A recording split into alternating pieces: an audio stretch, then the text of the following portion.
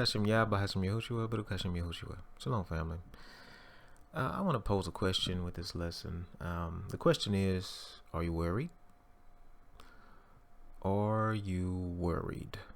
That's the question. Because there's a lot going on out here, right? There's a lot going on. There's a lot that's happening. I'm sure a lot of us have that feeling deep down inside. It's not over yet. You're waiting for the shoe to drop, so to speak. And there's worry out here. I mean, I see it.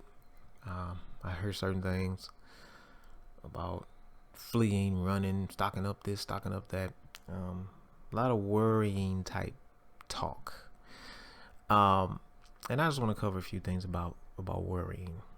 Okay. Of course, in the New Testament, I believe in Matthew, we are taught not to worry and to seek first the kingdom of Yah, and everything else will be added to us. And don't worry, because you can't add 1 cubit to your stature. You can't turn the hair white or black. You can't do anything by worrying, but cause yourself stress, which weakens your body physically, weakens your spirit, weakens your faith, weakens your connection with Yah. It just tears down something that's supposed to be built up for Yah, because you're worrying. You're worrying because you're trying to figure out how you're going to make it within your own power and in the absence of being helped by somebody else. Okay, so that's a legitimate question. I think during this time is, are you worried? Worried about your kids? Are you worried about your future? Worried about what the future holds? How you going to make it, if you're going to survive? All those things, right? Okay, well, hopefully we can put all that to rest by covering some scriptures in the Word, because everything's in the Word for a reason. And we have to examine things to help put us in the right mind space and make sure that we are centered correctly on a spiritual level, right? And when you worry, what happens is you start taking actions that are directly tied to you worrying. Okay, it's the difference between being wise and stuff and doing things that the rock and the spirit is leading you to do, as opposed to a knee-jerk reaction because you're scared. It's two different emotions, feelings. It doesn't even feel the same, okay, when you're worried and scared about something. Instead of realizing that this is the day that Yahuwah has made, let us be glad and rejoice in it. Not let's be worried and scared to death in it. All right. I want to cover something out of 1 Kings 17, talking about Eliyahu or Elijah, and some things that happened with him and how Yah took care of him and sustained him during a time where food was scarce, resources were scarce,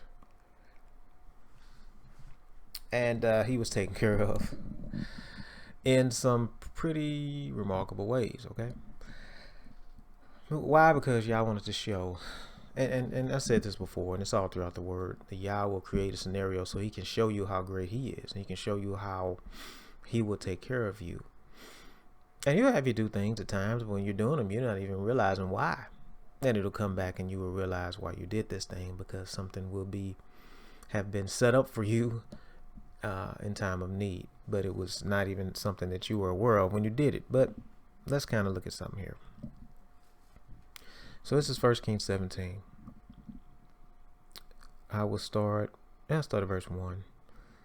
It says, and Eliyahu the Tishbite of the inhabitants of Gilad said to Ahab, as Yahuwah Elohim of Israel lives, before whom I stand, there shall be no dew or rain these years, except by at my word.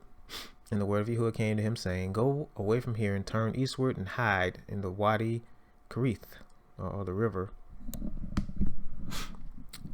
And it says, which flows into the Jordan. And it shall be that you drink from the stream, and I shall command the ravens to feed you there. All right. So, of course, there's no rain coming, no dew. So things are drying up. Things aren't growing. You don't have a lot of food in the land because Yah made it that way, except Elijah had power through Yah to speak a word. Okay. So when we look at this, okay, Yah told Elijah, hey, go to the river.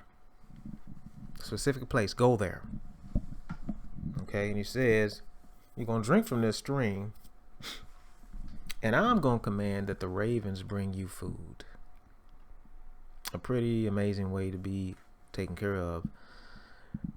That some might think, man, it's hard to believe that birds brought him food. But he commanded ravens to bring him food, and he ate. Because verse 5 it says, he went and did according to the word of Yahuwah, and went and dwelt by the Wadi Kerith, which flows into the Jordan. And the ravens brought him bread and meat in the morning, and bread and meat in the evening, and he drank from the stream. Everything was supplied by Yah.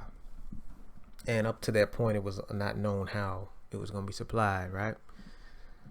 And a lot of times, like I said, it's how Yah actually moves. You won't know really how the situation is going. I mean, you can stock up on everything, and Yah make sure, just as sure as you drink the last drop of water, that's boom, there's some kind of famine or some kind of shortage or hit.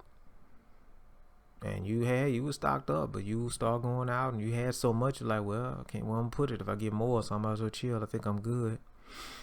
You get to eating and drinking, and time goes, and you don't come to your mind to keep stocking up. Maybe it's some financially you can't, and something might come up to block that or slow it down.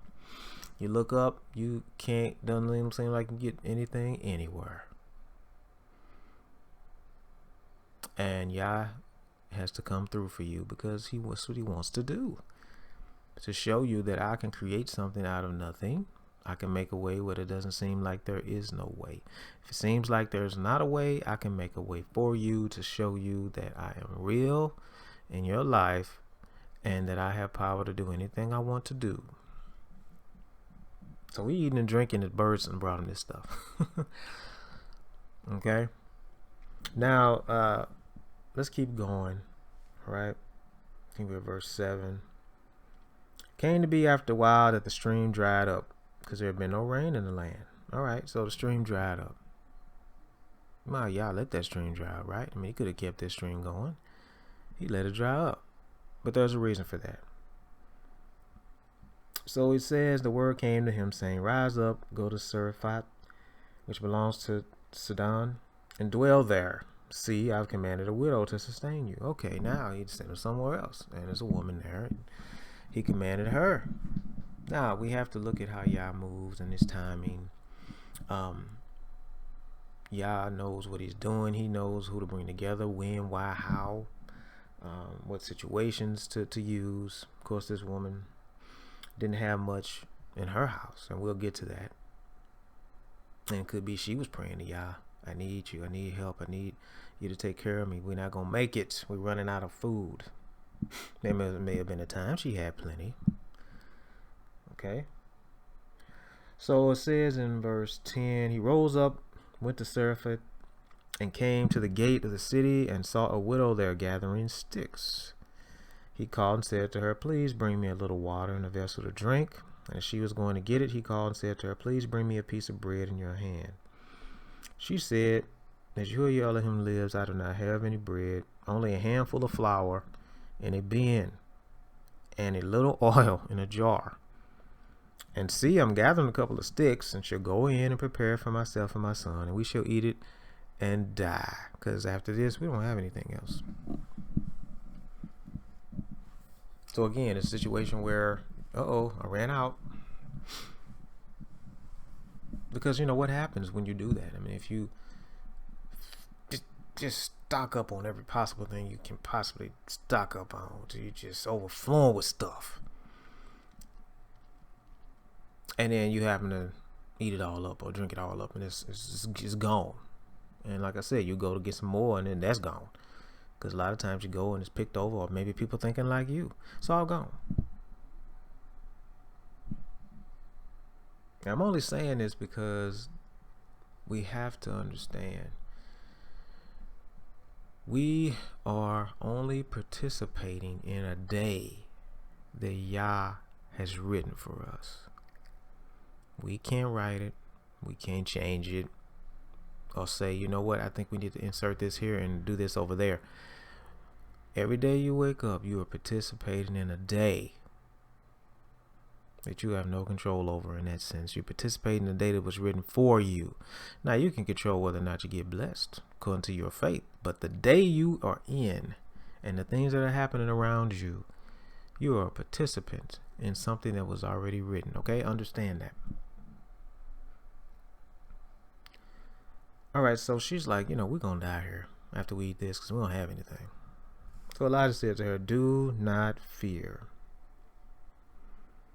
So it's the question, are you worried? Because worry is just a form of fear, right? And listen, worry comes is we have to rebuke it, we have to override it, we have to believe and trust when it tries to creep up on us, right? As being human beings, it is kind of something you're used to doing your whole life. If something's not looking right, you get to worrying about it. Well, then you have to say, wait a minute, what am I doing? We have to trust Yah for this. It looks bleak, but I gotta trust Yah for this. And that's what I'm going to do. That's for me and my house, right? Okay, so he said, do not fear. Go and do as you said. But make me a small cake first and bring it to me. And afterward, make some for yourself and your son. So he coming to her now. She's going to have some faith for this. Because Elijah, he was he represented Yah in the sense that he did as Yah said. He spoke directly to him. He would intercede with Yah and talk to Yah and inquire of Yah for the people and things like that. And Yah would give him a word for the people and what he wanted to be done. So she had to have faith and believe that somehow me doing this, I guess it's going to work. I mean, look like I only got enough for me and my son, but I'm going to make him some first like he said. And he told me don't be scared. So she did it. And he told her why. But thus says Yahuwah Elohim of Israel, the bin of flour shall not be used up, nor the jar of oil run dry, until the day Yahuwah sends rain on the earth. So until this rain comes back, hey, you're going to be fine.